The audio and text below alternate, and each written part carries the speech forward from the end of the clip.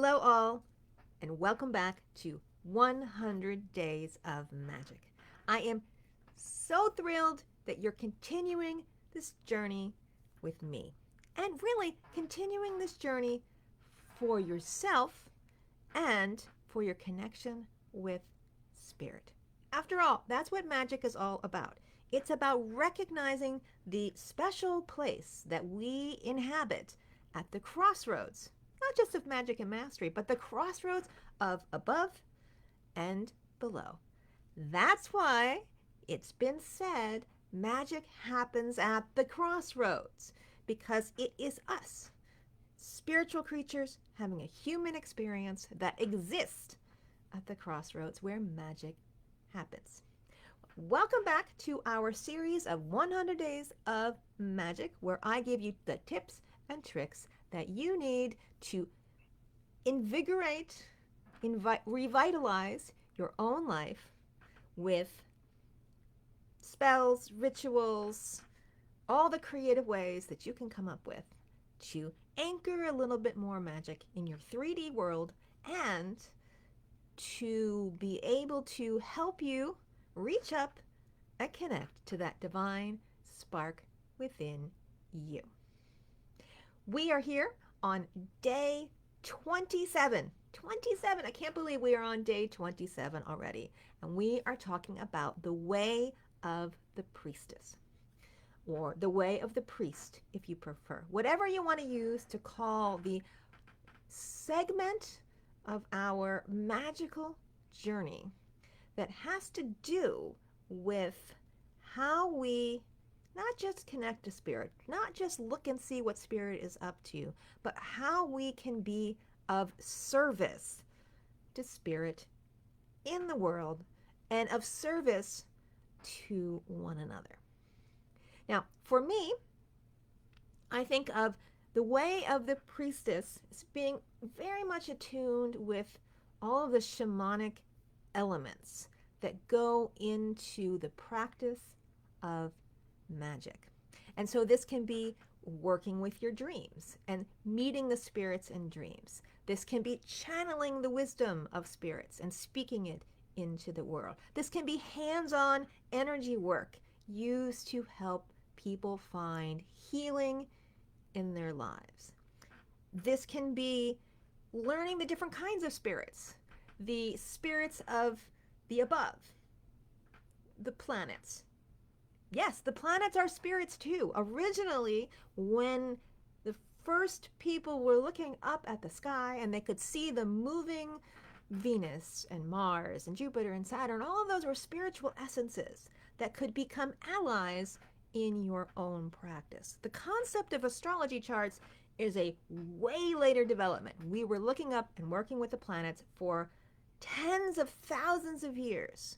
Even the earliest cave paintings are 35,000 years ago that invoke planets and stars as spirit beings in our lives.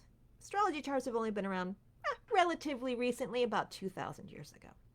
So tapping into the essence of those spirits not only enlivens your personal life of having allies that help you as you walk through your days, it enlivens your astrology wheel reading in all kinds of ways that you can't possibly imagine until you embody it. We know how there's these spirits of the above, the planets and angels, and hey, by the way, the church got the idea of angels from planets. There's a direct historical relationship between the two of them. So if you're an angel person, I got news for you. You're also a planet person. The spirits of nature, the spirits that live in the rocks and the trees and the springs and the rivers and the land that we can help co-create our world with, and the spirits of the underworld, primarily the spirits of our ancestors. All of them can become our allies into helping the spirit world manifest in our everyday lives. All of these tools are in the hands of the one who is working the path of magic, if this is what you feel called to do. And we talked about magic, casting spells, a couple days ago. Yesterday we talked about divination in all of its various forms, but we also have all of the ways that we can serve as a representative of spirit in the world. And why is that so very important right now? Well, take a moment, look around you. Flip on the news. See what's happening. See what's happening to our planet. See what's happening to our relationships between one another. And then tell me that this is not a moment in time that couldn't use a lot more connection to the spiritual world. This is not a moment in time when people who want to be of service of spirit should not be speaking out in ways that suggest a light-filled alternative in all of its forms. We have a lot of work to do. We have a planet that is struggling environmentally. We have people who are struggling with one another. All of these things would be improved by simply embracing one of the basic tenets of Eastern philosophies, the Sanskrit word namaste. The divine within me salutes and honors the divine within you. And when that philosophy is taken at large, not just me and you as people, but the divine with me salutes the divine within my dog and my cats. The divine with me salutes the divine within all the creatures of the world. The divine within me salutes the spirits of the trees, the spirits of the land. When we can reconnect to all of those things and have an active co-creational relationship with them, it is much harder to justify the continued pollution and disregard for our place and for one another. And I feel very strongly about this. If you can't see, I feel very strongly about this phase. That magic right now is experiencing a resurgence, especially among younger generations, not just because it's cool and trendy, but because it is absolutely 100% needed to help us solve the problems that we need to pull all of our human species up to our next level of understanding of the world. All right, there you go. So, how can you start this process in your everyday life? Well, the simplest way is to begin to pay attention to your dreams. Ever since the ancient times, our dreams were not considered just our minds talking to themselves. They were accepted as a way to interact with the spirit world. Consider this, what it means. That every night when we go to sleep, we have an opportunity to reset, to re-plug into the spirit within us. And how important that is for our psyches if we spend 1/3 of our lives plugging back into spirit. And if we don't do it, many bad things happen. We end up being sick. We end up being depressed. We end up being an awful lot of things if we don't take the time to reconnect to spirit. Great place to start if you want to open your conversations with spirit. Learn how to dream. Learn how to be awake while you were dreaming. But that's not the only way. We can also begin to follow the wheel of the year for wherever you happen to be on Earth. Tap into the cycles of nature. Tap into how the Earth is changing and breathing. Find out what food is in season. Honor those rituals. Eat locally. Eat foods that are fresh.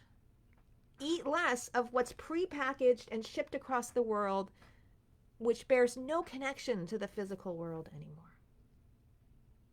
It could be looking up at the stars and pulling down the energy of the stars and exhibiting and interacting with in your world. It's a powerful tool I just need to remind all of you star lovers, believe me, I am one of them. Stars that stop at your head and don't go any further and don't go into your body are half of the story. If you aren't embodying those stars, if you aren't living with them, if you're not talking with them, you are finding just another intellectual exercise. Maybe a fun one, but still an intellectual only exercise. As my shamanic teacher used to say, Donna, you cannot walk onto the bridge and stand in the middle. Either be on one side or the other side. You have to cross the bridge in order to make the connection completely with spirit. And I challenge those who are working with astrology every day to do the same thing. Can't stand in the middle of the bridge. You are only dealing with half of the equation then. All right? Many ways you can begin to honor that spiritual connection every day.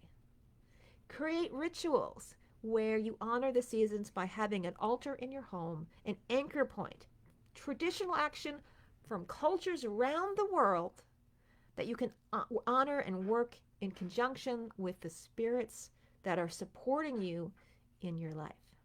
We have many, many, many spirits and allies that help us, whether they be our favorite plants, whether they be our favorite stones, part of the shamanic tradition, our favorite animals and our totem animals, and all of the varied gods and goddesses from cultures around the world, and yes, the planets too. All of them can be present in your life to help you co-create a world that honors spirit. Right? There's my rant for the day.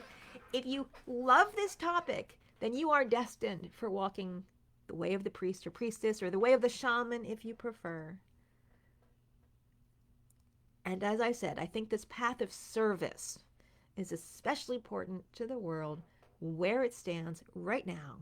If you have the bravery, perhaps, if you have the courage, perhaps, to be able to walk down this path.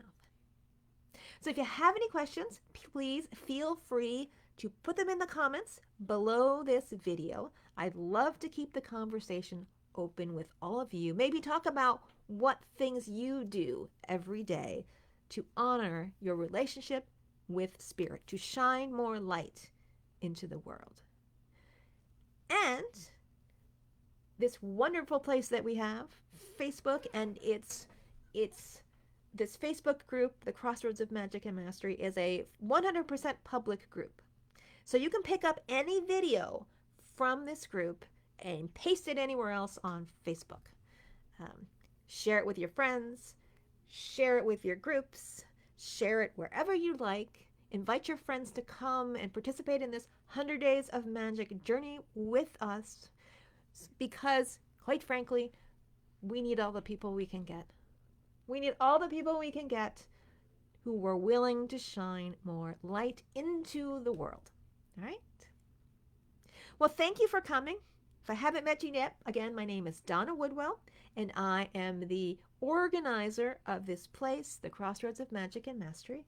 I'm also the headmistress of the School of Magic and Mastery, where I provide all kinds of tools, all the way from the simple couple-hour trainings up to these epic 16-week deep dive graduate level course on various magical techniques and everything in between.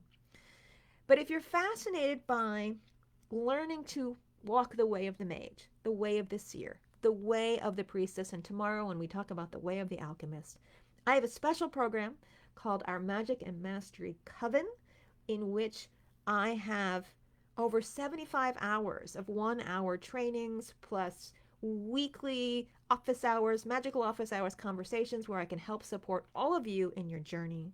Many other things included monthly rituals for the sun and the new moon and the full moon and more to help you create an entire magical practice for yourself. It is $47 a month. We also have a slightly discounted annual fee if you prefer that. But a lot of the people here in this group are also members of that group. So if you think this is a warm and friendly place, wait till you come to our private Coven space. Amazing people tapping into spirit and compassion in ways that I only hoped of when I set up magical school 3 years ago. So I want to thank all of you who are members of the Coven for bringing your energy into the world. I love you all and welcome any new members who want to join us on this journey. So until I come back tomorrow, we will be talking about the way of the alchemist. I hope your day is filled with magic. Take care, everyone.